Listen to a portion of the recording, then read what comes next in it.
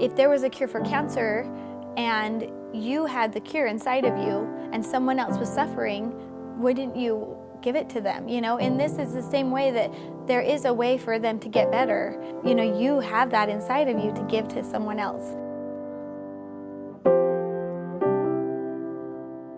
Just seeing the change in that person's life, whether you know them or not, is worth anything that you're going to have to go through. And being able to make that sacrifice to help someone, there's no better feeling.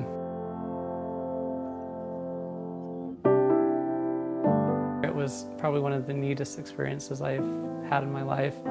I've definitely had some challenges and struggles that I've had to work through, and having those things there and then having this experience, this almost, I feel like, topped some of those other things.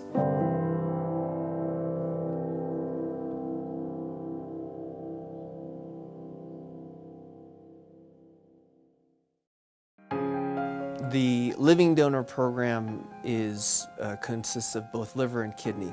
The kidney program's one of the oldest programs in the state.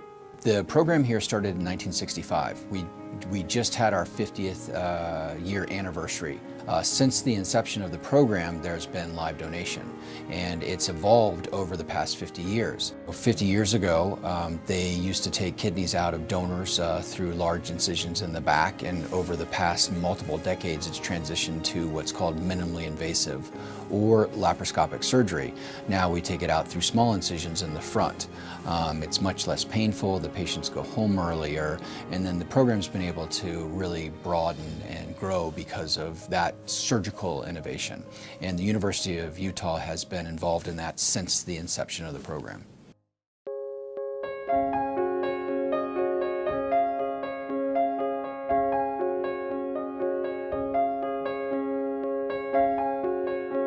So the reason I became a kidney donor kind of started last fall. I had a coworker, and we were talking one day, and she was kind of telling me a little bit about her life outside of work, and she was saying that her mom was really sick and needs a liver transplant. And something she said to me that day just kind of stuck with me over the next couple weeks, and I started looking into it just online just to kind of see what was available. He's a wonderful young man, and he thought, look, I have 2 kidneys. They work great, I'm very healthy, but this is something I want to do. And so he came to us, we put him through the workup, and he was right. His kidneys are excellent, he's in great shape, and so with his blessing, we went ahead and let him donate. I've definitely had some challenges and struggles that I've had to work through, and having those things there and then having this experience, this almost, I feel like, topped some of those other things. It was a very spiritual, but kind of an emotional thing. And that was the thing that was neat, and for me, in going through the process with the University of Utah, was they by far were above and beyond what I could have expected. I do think it sets us apart. I think the fact that we're committed to the patient. Once a patient comes to us, we're committed for them. We say, you're part of the team, meaning that you've done something that really nobody else has. The donor has, and then the kidney transplant. And so once you go through the system and once you're involved in transplantation, we will always take care of you. I get asked a lot, why I did it, and if I do have any regrets in doing it, and I really don't to this point.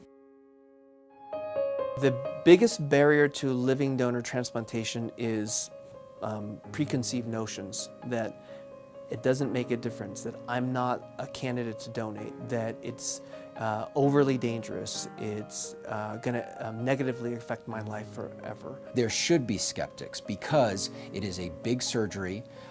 You put your life at risk, and you also have the risk of having kidney failure in the future. We at the University of Utah, all of our donors are alive, and nobody's ever gone on dialysis. And the reason again comes back to our multidisciplinary care team, meaning that we have very rigid criteria that will allow people to donate. If you come to me and say, I want to donate, we'll put you through the workup. And at any given time, if we feel that it's not safe for the donor, we'll say, thank you very much for offering to donate, but we're going to back away from you because it's not safe for you. Meaning the donor is the priority. We don't want to hurt anybody. We refuse to hurt anybody. And our results in our history show that our protocols work and our team works. Although the spirit of live donation for a liver donor and a kidney donor are similar, it is a different operation. The donor has 2 separate kidneys. and for a kidney donation. But for a liver donor, it's a single liver. However, if you look at the liver carefully, it's actually got two lobes. The recipient will donate a part of their liver with the understanding that the most important thing is that donor will always have enough liver to be safe. But in addition, in about 3 months, 95% of their liver will grow back. And then on the recipient end, they may receive a portion of the liver, which is certainly far better than what they had started out with. And by the way, in 3 months, that liver will also grow back to reach the size that's right for the recipient.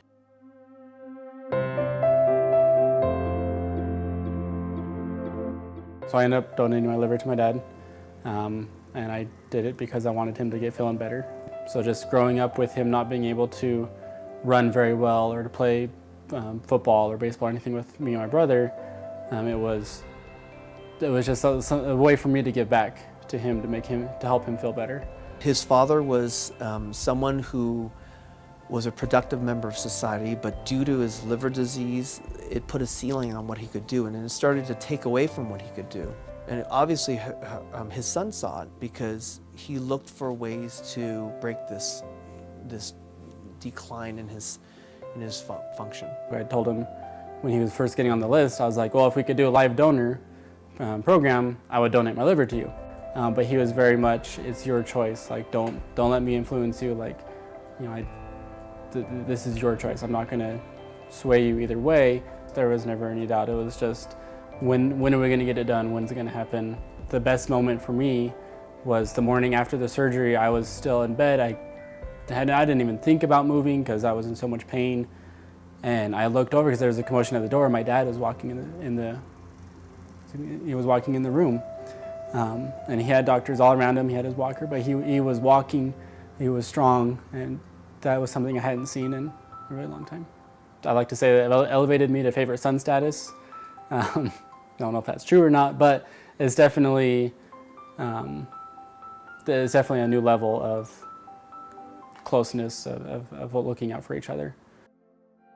When someone has a live donor and they get transplanted, not only does it benefit that one recipient, but it also benefits someone else who then can get a kidney that would potentially have gone to them, from someone who passed away. So it magnifies the benefits. There's a couple different types of chains. So if you come to us and you say, I know somebody that I want to donate to, but I'm not compatible, well, we have something called paired exchange, meaning that you two can come together as a kidney pair that's incompatible, meaning you can't donate to your intended recipient. Well, there's other people like that, and so we can pair you up to where you can swap donors. And then you look back and all of a sudden you've done 8 surgeries, you've had 4 people transplanted, and everybody's doing great.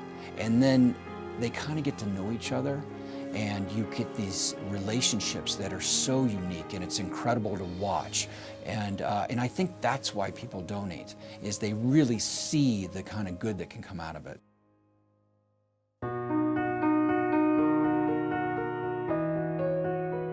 Well, my cousin had been on dialysis for 3 years. He needed a donor, and his donor backed out. And so I took the place and started taking the tests. I wasn't a match for him. We were going to go with a paired exchange.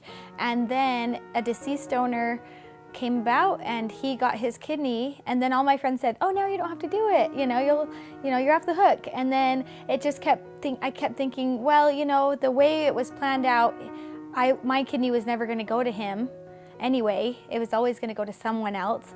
And so I thought, well, now that he got his kidney and it was a perfect match, mine can be a perfect match for someone else. And she was able to start the dominoes, and she was able to start a 4-person chain. Basically, everybody got transplanted. It's amazing. The University of Utah Hospital is one of the best in the nation, and they have had, I think, over 50 years of kidney donation experience. And that's something that I knew that I was putting my life in good hands to these surgeons, because they are experienced and they have had a lot of success throughout the years. It's very inspiring. Every single one of these patients, and I think the word hero is the right word to use. They're heroes. They're doing something above and beyond. No one's forcing them to do this. They're absolutely doing it of their free will. I don't consider myself a hero. I think that I just did the best thing that for someone else that I could do. I would do it again. Yeah, I think that in the end I feel great and I was able to help so many people that it was worth it. It has to be the ultimate gift. Physically, to give a part of yourself to save someone's life, I can't imagine there being anything more valuable and worthwhile. For the people that are in need of donation, like, don't give up hopes, like someone's gonna come and do it. And then from the donor side, it's not that bad. Like it's gonna be rough. You're gonna have some rough patches, but it's well worth it. It is a big deal, you know, and I think that the fact that you can impact not only just a person's life, but a family's life, I would hopefully think that people would take that to heart and to consideration as far as considering to do this. This can be so beneficial for someone else that you need to put your fears aside and just focus on the goal here, and the goal is to get somebody healthy. It is the ultimate gift. You're giving a part of yourself in both the literal and physical sense. And you're basically putting yourself out on the line at risk, but what you're getting back is tenfold, meaning that this person survives, this person lives longer, this person goes back to their life. And I think that's the give and take that the donor and the recipient have. It's a very mutual relationship, but it is the ultimate gift. To just think about it, this is a piece of me and I'm offering it to you. And I may not even know you. It's like a wow moment.